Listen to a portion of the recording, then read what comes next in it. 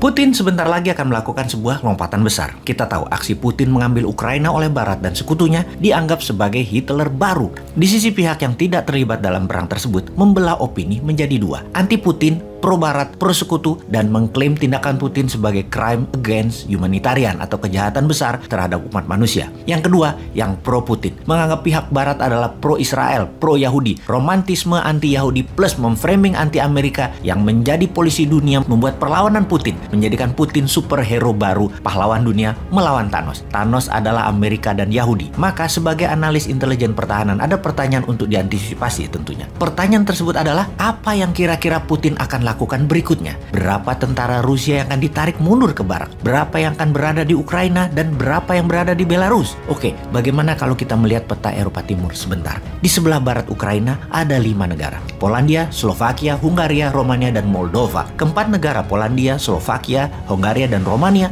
adalah anggota NATO. Kalau kamu menyerang keempat negara ini, maka kalian berhadapan dengan NATO. Kalian menyerang NATO. Sebuah fakta pertahanan sekutu di Eropa. Dapat dipastikan Putin tidak akan mengambil resiko itu, sehingga tinggal Moldova. Ukraina dan Moldova punya perbatasan darat yang panjang, hampir 1.200 km. Jika Putin mau, maka dia bisa memerintahkan langsung tentaranya untuk mengarahkan pasukannya ke Moldova. Rupanya rencana ini sudah lama dilakukan Putin, yang akhirnya rencana ini dibocorkan. Dan coba tebak, siapa yang membocorkan detail rencana Putin akan mengambil Moldova itu? Yaitu Presiden Belarus, Alexander Lukashenko, alias sahabat Putin terdekat. Minggu lalu, Lukashenko mengumpulkan seluruh pemimpin pertahanan Belarus membahas rencana perang Rusia. Ketika Lukashenko hadir, dia membawa peta besar Eropa Timur yang dipaparkan dalam pertemuan tersebut. Dalam peta tersebut, sangat rinci memaparkan rencana invasi Rusia ke Moldova. Sebuah hal yang sangat mengerikan kalau kita melihat apa langkah Putin tersebut, dan bagi Putin,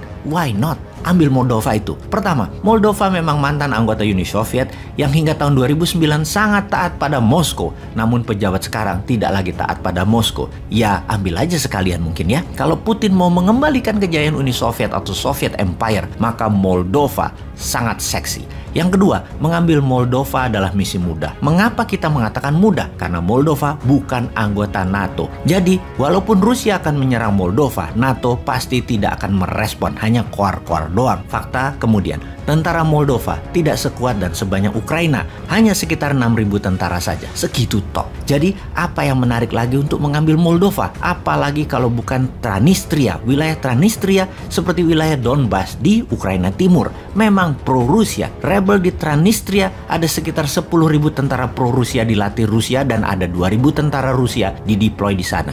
Transnistria posisinya di antara Ukraina Moldova di perbatasan sepanjang 500 kilometeran. Hanya menggerakkan Transnistria, pemerintah Moldova sudah pasti ambyar. Pertanyaannya, akankah Putin memberikan perintah tersebut? Semua tergantung dari misi penyerangan di Ukraina. Berapa lama Kiev bisa bertahan lagi? Berapa macam insurgensi atau gerakan gerilya bawah tanah bermunculan di Ukraina? Efek perjuangan rakyat dan tentara Ukraina yang memutus rantai komando utama menjadi satuan kecil-kecil. Semakin banyak, semakin sulit diredam Ukraina. Walaupun pemerintahannya sudah jatuh. Intinya, seberapa akan sibuknya nanti tentara Rusia di Ukraina. Yang menjadi pertimbangan juga adalah menginvasi satu negara sudah sangat beresiko, apalagi 2 negara. Ujungnya, Rusia akan punya 2 rezim boneka di negara Ukraina dan Moldova, namun tidak punya uang untuk mengelolanya karena kena sanksi ekonomi. Bisa-bisa terbatas sumber ekonomi yang di dalam negeri Rusia tidak punya, dan ini tergantung mitra Rusia, Tiongkok. Jadi jelas, Putin akan membangun kembali kejayaan Uni Soviet. Di pihak Rusia ada Lukashenko Belarus sebagai sahabat dekat dan Xi Jinping sebagai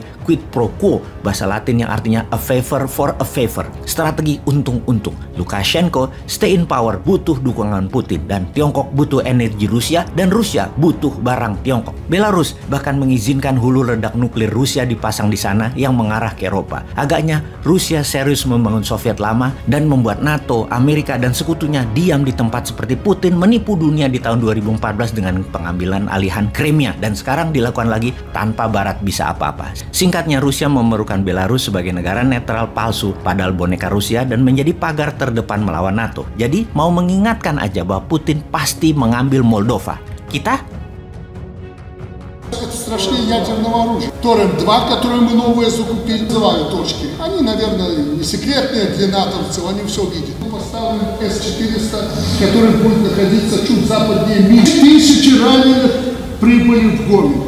кричат наши беглые и прочее. Вашу слабкість, через вашу роз'єднаність, усе, на що спромігся Альянс на сьогодні, це провести через систему своїх закупок 50 тонн диспалива для України. Мабуть, для того, щоб ми могли спалити Будапештський меморандум. To prevent this war from escalating beyond Ukraine, because that will be even more dangerous, more devastating, and will cause even more human suffering. So we have made it clear that we are not going to move into Ukraine, neither on the ground or in the Ukrainian airspace.